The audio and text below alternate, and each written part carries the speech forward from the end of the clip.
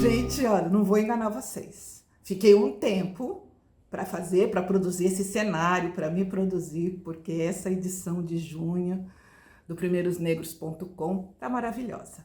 É Bahia, capital resistência. Eu sou apaixonada pela Bahia. E dessa última vez que eu fui, que foi a minha quinta vez, eu fiquei mais tempo.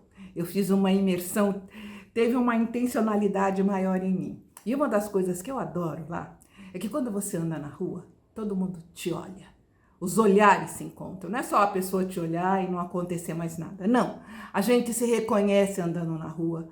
Todo mundo sorri. E eu subi e desci aquela ladeira do Curuzu para ir no Ilê. E eu andei no Pelourinho. E eu andei pela cidade inteira. Eu fui na Gamboa, fui na praia, fui... Onde eu ia, eu encontrava pessoas. Eu passei 20 dias lá. Eu fui sozinha e não teve um dia que eu não tivesse conhecido alguém diferente, que alguém não tivesse me levado para um lugar diferente. Eu, por exemplo, quis ir no Samba do Quiabo, lá na Feira de São Joaquim, chamei um moto Uber, falei pro cara, falei, olha, eu quero ir no Samba do Quiabo, eu sei que é na Feira de São Joaquim, me disseram que eu tinha que ir com um local. E outra coisa, eu nunca andei de moto, então eu não vou segurar no ferrinho, eu vou agarrar você mesmo e você me leva lá. Aí Cláudio, né, vira para mim e diz assim, pode deixar, dona Tânia, eu vou com a senhora do samba. E foi assim em todos os lugares. Quando eu pegava Uber, uma mulher preta, Uber é raríssimo. Bom, aqui em Santos eu nunca peguei, acho que eu nunca peguei mulher preta Uber em lugar nenhum. Lá encontrei a Ângela. E aí pedi para ela me levar num samba, chegou no samba, não era samba, era sofrência. Falei, Ângela, é sofrência. Ela, entra no carro que eu vou te levar para um samba. E assim. Então, em Salvador eu me sinto em casa. E eu sempre brinco dizendo assim, se eu ficar quietinha, vão achar que eu sou baiana. E é isso que acontece lá e realmente eu me sinto em casa. E escrever esta edição, tem mais ou menos 40 artigos, é só para entender mais por que eu amo tanto aquele lugar, aquele espaço, porque ali é o lugar da nossa felicidade guerreira. Lá aconteceram mais de 30 rebeliões em nome da liberdade que nós vivenciamos hoje. Lá aconteceu, foi instalada o primeiro fundo de pensão, que era a Sociedade Protetora dos Desvalidos. A gente conta essa história. É lá que nasce a primeira escola de educação infantil comunitária e panafricanista. E isso tem tudo a ver com o livro que eu estou lendo agora, por exemplo, que é o Espírito da Intimidade, da Sobon Fossomé, que fala dessa coisa de viver em comunidade, dessa coisa da aldeia, do compartilhamento de tudo, do aprender junto, que é alguma coisa que a gente está perdendo cada vez mais. Nós vivemos numa sociedade que é tão individualizada que resgatar esse existir africano é um grande desafio diário para nós, porque nós fomos criados dentro dessa lógica europeia do individual, de eu primeiro, eu segundo e eu terceiro. E o existir africano não é assim. Então, nesta edição, a gente tem uma parte que fala dos pioneiros nascidos na Bahia. E entre eles, olha só, tem a matriarca do samba carioca, a tia Ciata de Oxum, que estava ali na linha de frente, que conseguiu que o samba tivesse mais espaço para existir, para crescer. Né? A casa dela era uma casa de resistência. E como detalhe interessante, né, sob as bênçãos do presidente da República, Venceslau Braz, de quem ela curou uma ferida. A historinha está toda lá. Tem uma outra história mais recente, que é da reitora Joana Guimarães, a primeira reitora negra de uma universidade federal, a Universidade Federal do Sul da Bahia. E o que tem de fantástico nisso? A Joana, ela está... Desde o começo, desde o embrião dessa universidade, ela estava lá participando do que seria esse local de academia. E foi um local idealizado a partir de pensadores como Milton Santos, Paulo Freire. E lá, bom, é isso, em Salvador 85%, em Salvador não, na Bahia inteira, 85% da população é negra. E no sul da Bahia, isso se repete, e de baixa renda. Então, a Universidade Federal do Sul da Bahia, ela foi pensada para nós. e por uma reitora negra, aliás, a única reitora negra de universidades federais do Brasil. Então, é uma história que também merece ser conhecida e ser celebrada, porque os nossos, eles correm atrás. Como ela mesma diz, nem todos nós conseguimos, todos corremos atrás sim. Mas às vezes existem conjunturas que nos ajudam a chegar lá. E essas histórias são fundamentais para nós entendermos que nós não somos o pior da nossa história. Nós podemos ser o melhor dessa história se nós fizermos. Sabe, vocês já ouviram falar de fazer do limão uma limonada? É exatamente isso. Nós conseguimos fazer isso.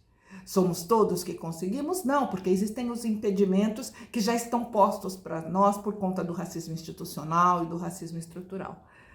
Mas a gente caminha, e contar histórias de pioneiros e contar histórias de resistência nos fortalecem mais e mais. É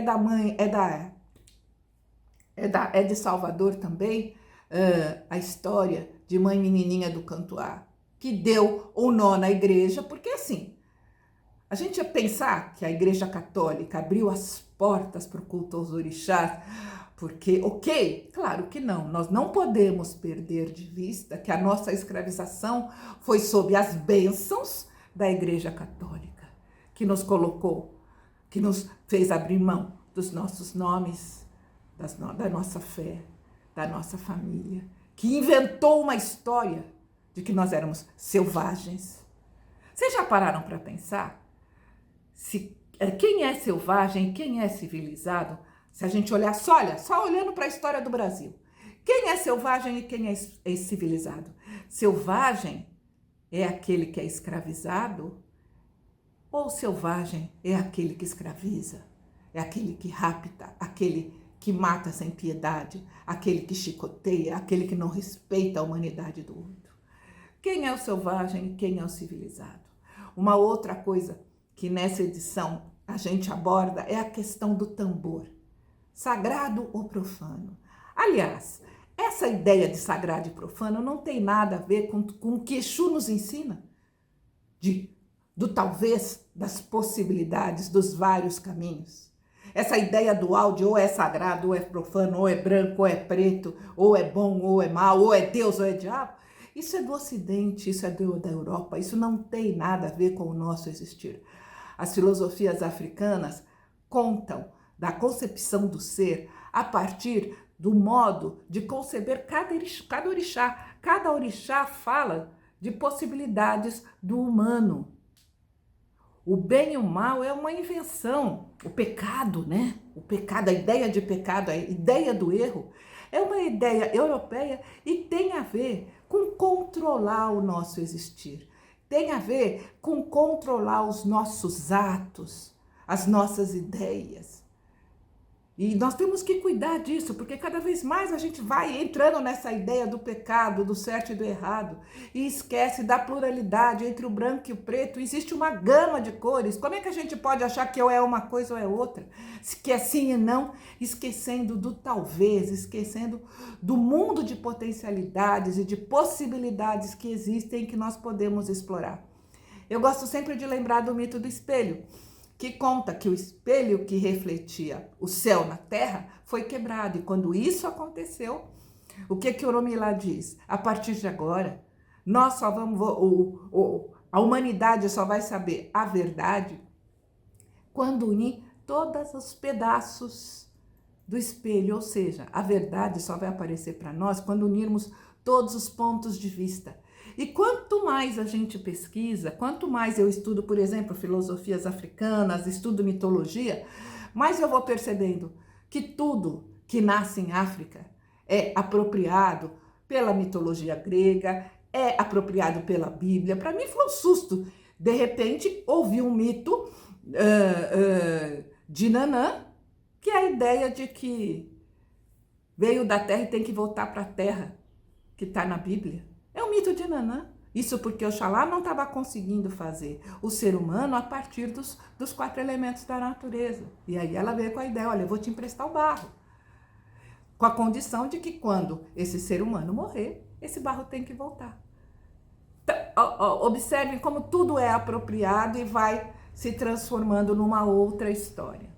Então, nessa edição, nós vamos falar de tudo isso, vamos falar da primeira empreendedora do Brasil, a baiana do acarajé, que é fantástico também, né? Porque se você pensar que as baianas do acarajé, elas vendiam acarajé, que é alimento de Xangô, e com o dinheiro, elas abriam e sustentavam e mantinham os terreiros, e ainda garantiam a carta de alforria de muitos dos escravizados. Isso, quando não, ainda bancava o seu senhor, que não fazia nada, porque a gente também não pode perder de vista isso, né? Os colonizadores não gostavam de pegar no batente. E não entendiam nada de agricultura, não entendiam nada de mineração, não entendiam nada de nada.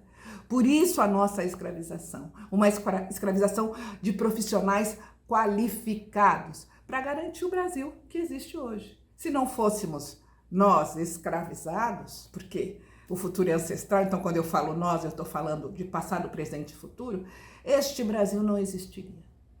Este Brasil com essa riqueza na mão de 1%, não existiria. Isso tudo é fruto do nosso trabalho. Por isso nós sempre estamos falando de resgate, de reparação, de apropriação. Porque, além de tudo isso, nos impediram de entrar em contato com a nossa história. Agora é que nós estamos conseguindo ir desvelando tudo que foi tirado de nós. Essa edição, olha, ela promete, então vocês se preparem porque ela está maravilhosa.